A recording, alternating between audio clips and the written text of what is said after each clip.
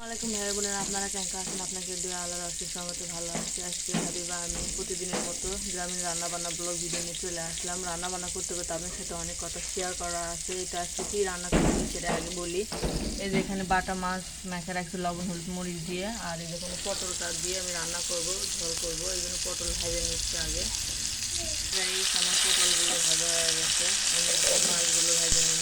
আমরা মাছ ভেজে রান্না করি, মানে ভাজা মাছের তরকারি আমাদের কাছে খুবই পছন্দ।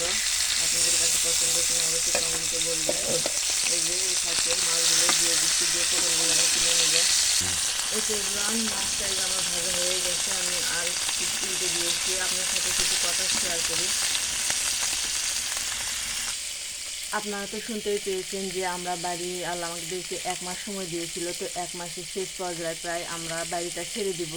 এই জন্য আমরা গ্রামের ভিতরে বাড়িটা খুঁজে নিয়েছি। নেওয়ার পরে আমরা এখন সেখানে পরিষ্কার করতে যাব। যেহেতু পরিষ্কার করে রাখা আসা লাগবে, সেই বাড়িওয়ালা থাকে না, সে ঢাকায় থাকে। সে বলছে আপনারা পরিষ্কার করে নেন, তো এই জন্য আমরা পরিষ্কার করতে যাব আজকে। এই জন্য সকাল সকালই রান্না বান্না করে নিচ্ছি।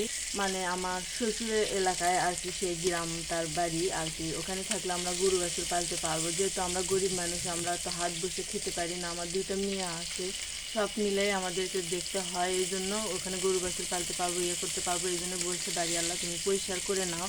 এই জন্য আমাকে পরিষ্কার করে নিতে হবে। এই জন্য আজকে আমরা সকাল সকালই যাবো সেখানে। সেই বাড়িটা দেখতে কেমন সব কিছু আপনাদেরকে ডিটেলসে জানাবো আজকের মতো। যেখানে রান্না বান্না শেয়ার করি। ভাজা হয়ে গেছে, ওই তেলের ভিতরে আমি পেঁয়াজ আর কাঁচামরিচটা দিয়ে দিচ্ছি, দিয়ে ভেজে নিয়ে এই সময় পেঁয়াজটা ভাজা হয়ে গেছে, আমি আদা রসুন বাটা দিয়ে দিলাম।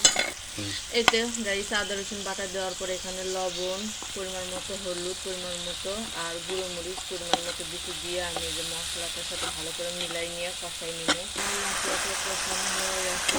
রান্না কম বেশি সবাই পারে, আমি তো জানি, কিন্তু আমি কীভাবে রান্না করি সেটাই আপনার সাথে শেয়ার করি। যদি ভালো লাগে গাইস অবশ্যই একটা লাইক আর একটা কমেন্ট রেখে পুরো ভিডিও দেখে এই বোনটির পাশে থাকবেন। এই যে আলু দিয়ে দিলাম আর ভেজে রাখা পটলগুলো আমি দিয়ে দিলাম। এই তো গাইস ভেজে রাখা পটল আর আলুগুলো দিয়ে দিলাম। আর কিছু আমি পটল আর আলু ভালো করে কষাই নিচ্ছি। এভাবে রান্না করে খেয়ে দেখবেন, অসম্ভব মজা দিতে। চুলা রান্না কার কার পছন্দ অবশ্যই কমেন্টে বলে যাবেন। এই তো গাইস ঝোলটা দিয়ে এই যে ভেজে রাখা মাছগুলো আমি পানি, আমি যেখানে ভাড়া থাকি সেই টিউবওয়েলের পানি আয়রন, এই জন্য তরকারি কালারটা তেমন ভালো আসে না, এই জন্য কালো কালো দেখা যায়। আর আজকের কালারটা কিন্তু মাশাআল্লাহ খুব সুন্দর এসেছে। এই যে ঢাকনাতে ঢেকে দিচ্ছি।